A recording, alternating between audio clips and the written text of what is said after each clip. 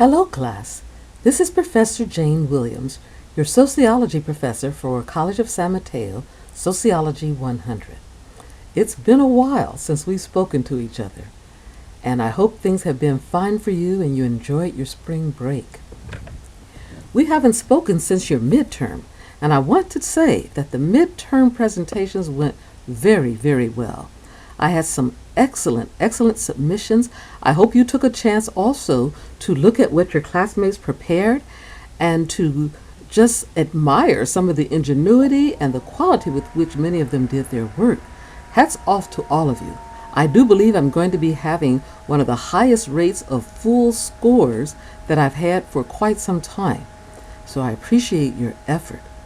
As you know, the quizzes that went along with the midterm actually took a while to get posted, so that is why I extended the time for you to get that submission in.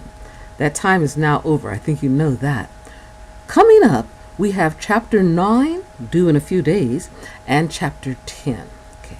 In Chapter 9, you have already seen probably that they're discussing race and ethnicity. As you go through these exercises, I want you to realize that the America that so many of us take for granted and function so well in is not the same America for all segments of our society. Certain segments, we make their lives more difficult. We put artificial barriers in the way because we're still growing up as a country and do not know how to get together and adequately handle that thing that says we're all in one big melting pot. Okay. We're still learning how to do that. So you're going to find out in this chapter, in Chapter 9, that people of color, certain ethnicities, we prefer more than we do others. And for those that we don't prefer, we do things that limit their access to what people like to call the American dream. That means we stand in the way of their progress. We give them setups where they will have less education, poor education. We force them into living in environments that will inherently reduce their ability to function in this society. Anything that would give them progress, that would give them access to power and money and just the full benefits of all that our society has to offer, we make more difficult and sometimes just outright inhibit for these groups.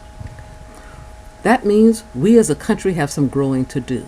We need to work on those things. Oh, you could say we're better, and we are much better than we used to be, but we still have quite a ways to go. As you go through this chapter, I hope you're thinking about those things. Let's talk also about Chapter 10. Chapter 10 changes the subject, I would say completely, but actually there are some similarities. Chapter 10 talks about aging. Okay. And aging is a segment of our population as well, a segment that you don't really think about that much unless you yourself are aging or you are living with people who are. Then you realize that their needs and what it takes in order to get through our society are very different from the rest of us. You understand that their concerns and their futures are very different than ours. Here's one thing, obvious fact, we will all be getting older. We will all be getting older, and so planning for that, being aware of what the problems, the difficulties are, and the benefits of aging are, is a good thing to do both academically and personally. This chapter also deals with the end of life. Okay, what it's trying to tell you is this.